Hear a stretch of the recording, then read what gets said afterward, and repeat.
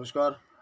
मैं डॉक्टर संतोष आपका स्वागत करता हूं आज के इस नए वीडियो में आत्मकल्याण के। कभी कभी हम सोचते हैं कि कुछ चीज़ जो घटित होती है हमारे लाइफ में, सोचते हैं कि ये शायद नहीं होता तो ठीक होता, ये शायद होता तो ठीक होता। कुछ चीज़ों को हम बोलते हैं कि शायद मैं ये ना करता तो ठीक होता, और शायद ये मेरे लाइफ में होता तो बहुत बढ़िया होता, या फिर नहीं होता तो और भी बहुत बढ़िया होता। कुछ ऐसी चीज़ें होती है, सबके मन में आता है कि अरे ये मेरे साथ ऐसा हो गया, मेरे साथ ऐसा खराब हो गया, तो मैं जिसके कारण आज रो रहा हूँ। और ये अच्छा वाला चीज़ जो दूसरों के साथ हो रहा है, शायद मेरे साथ होता तो कितना बढ़िया होता। उसके पास वो खुशी है, वो चीज़ें हैं जो शायद मेरे पास होता तो बहुत बढ़िया होता। और बहुत सारी चीज़ें ऐसे सोचते हैं हम, और उसके कारण हमें दुख ही मिलता है।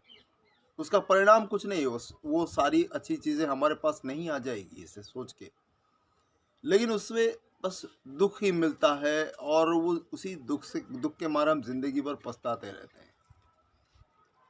जो पल में हम जीना चाहिए, जिस पल में जिस चीज़ को एंजॉय करके जो मिला है हमें, उसको एंजॉय करके जीना चाहिए, वो हम नहीं कर पाते।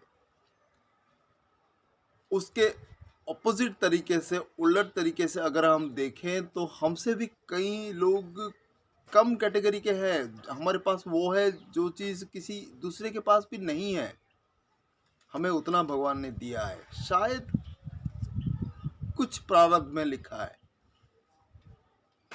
हम सोच सोच के उस चीज़ को बहुत परेशान होते हैं, अपना जो डेली रूटीन लाइफ ख़राब कर देते हैं, अपना काम ठीक से नहीं कर पाते, कर्म अपना जो जिस चीज़ के लिए हम आए हैं वो ठीक से नहीं कर पाते। और उसका परिणाम क्या होता है? कर्म से भी हमें छुट्टी मिलती है, बहुत सारी चीज़ों में हम फंस पड़ते हैं, दिमागी तौर से भी परेशान हो जाते हैं, शारीरिक तौर से भी बीमारियां घेर लेती है, काम जिस पर हम लगे हुए हैं वो भी नहीं हो पाता। फिर नुकसान बहुत सारा होता है इस एक चीज़ के कारण, क्योंकि हम सोचते हैं कि अगर किसी के पास कुछ है तो शायद वो मेरे पास आ जाता, मेरे पास क्यों नहीं है, मैंने क्या गुनाह किया था कि मेरे साथ। तो इस चीज़ को लेकर भगवान श्री कृष्ण ने भगवत गीता में एक चीज़ कहा है, जब अर्जुन ने बहुत सारा शोक किया है, मैं क्यों मारूं इनको, ये तो मेरे अपने हैं, क्यों खड़ा किया है इनको मेरे सामने, ऐसा क्यों हो रहा है मेरे साथ। तो द्वितीय अध्याय में एक श्लोक है, असोच्यानि सोचति स्तम प्रज्ञावादांश्च भाससे गतासूनस्य नानु सोचति पंडिता। असोच्यानि सोचति स्तम मतलब जो चीज को नहीं सोचना चाहिए वो तू सोच रहा है।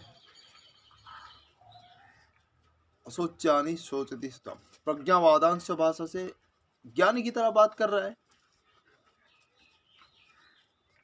तू ज्ञानी की तरह बात कर रहा है, लेकिन जिस चीज को तुझे नहीं सोचना चाहिए उस चीज को ही सोच सोच के परेशान हो रहा है।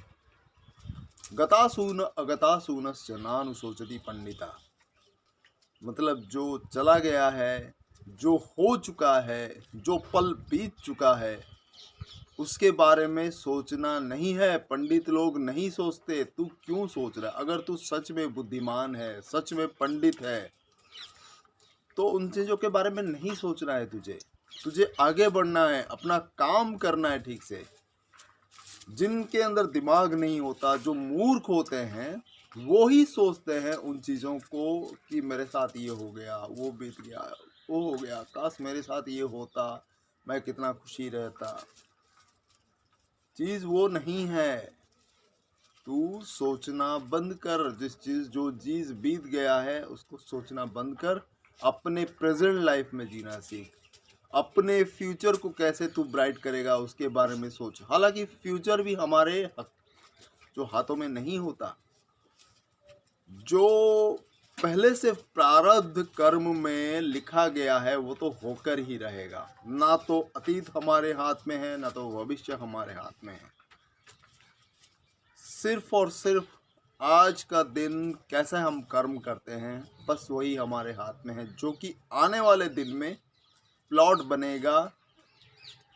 उस स्क्रीन प्लॉट बनता है, जैसे कि स्टोरी लिखते हैं ना, एक कहानी का प्लॉट लिखते हैं, तो वो प्लॉट बनता है आने वाले दिनों के प्रारब्ध बनकर। वो मरते समय भी अगर आप उसी चीज़ को, उसी सांसारिक चीज़ को सोच के अगर मरेंगे, तो डेफिनेटली अगले जन्म में आपको उसी चीज़ के आसपास ही भटकना पड़ेगा, चाहे आपको इंसानी शरीर मिले ना मिले।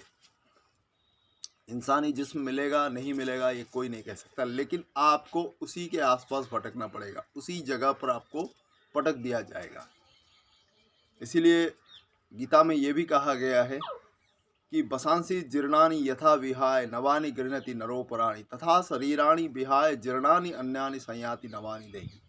जैसे हम फटे कपड़ों को फेंक देते हैं, छोड़ देते हैं, नया कपड़ा धारण करते हैं, ठीक उसी तरह आत्मा भी जब शरीर बूढ़ा हो जाता है, खराब हो जाता है, नष्ट हो जाता है, गलने लगता है, तो उसको छोड़कर नया शरीर धारण करता है। तो वहाँ पर आना पड़ेगा आपको, डेफिनेटली आना पड़ेगा। ऐसा नहीं है कि यही हो जाए, लेकिन अगर आपने अच्छा काम किया है तो वो नेक्स्ट जन्म का प्लॉट बनेगा।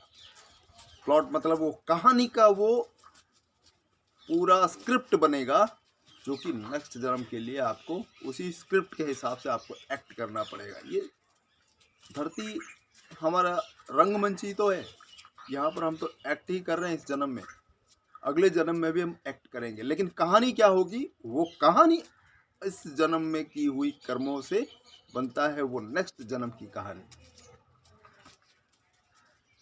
और भी गीता में कहा गया है कि कैसे वो होता है, और ना तो अहम जातुम न आसम न तम न इमे जनाधिपा न चैव न भविष्याम सर्वे वयम मत परम। ऐसा किसी काल में नहीं हुआ है जो हम फिर से पैदा नहीं हुए, फिर से पैदा होते हैं। ना मैं, ना तू, ना ये जो जितने भी राजा लोग तू देख रहा है, ये सब पैदा हो चुके हैं किसी ना किसी रूप में, इसलिए कहा है। और ये डेफिनेटली होगा, और भगवान ने अगर भगवत गीता में कहा है तो उस चीज़ को आपको ख्याल रख के उसी के मार्ग पर चलना पड़ेगा, वरना सिर्फ और सिर्फ दुख बीमारी आपको घेरते रहेगी। ऐसा नहीं है कि कोई भी एलोपैथी, होम्योपैथी, आयुर्वेदा के दवा हम खा ले, वो तो सामयिक है, वो तो शारीरिक बीमारियों को कुछ समय के लिए आपको ठीक करने के लिए है, लेकिन अगर आपको परमानेंट क्योर करना है तो दिमागी तौर से आपको स्वस्थ बनना पड़ेगा। दिमागी तौर से कैसे स्वस्थ बनेंगे वो हम बता रहे हैं, इस चैनल के माध्यम से आपको बताएंगे आत्म कल्याण कैसे करना है, जिससे आपकी आत्मिक शक्ति बढ़े, आपका मानसिक शक्ति बढ़े, और ऑटोमेटिकली आपकी शारीरिक शक्ति, शारीरिक रोगों को भी वो दूर करेगा। तो अच्छा लगे तो अपने दोस्तों के साथ शेयर ज़रूर करिए, उनको ज़रूर बोलिए कि इसको ज़रूर देखें। हर एक वीडियो को शुरुआत से लेकर अंत तक आपके कल्याण के लिए बोला जा रहा है। बहुत बहुत धन्यवाद, नमस्कार।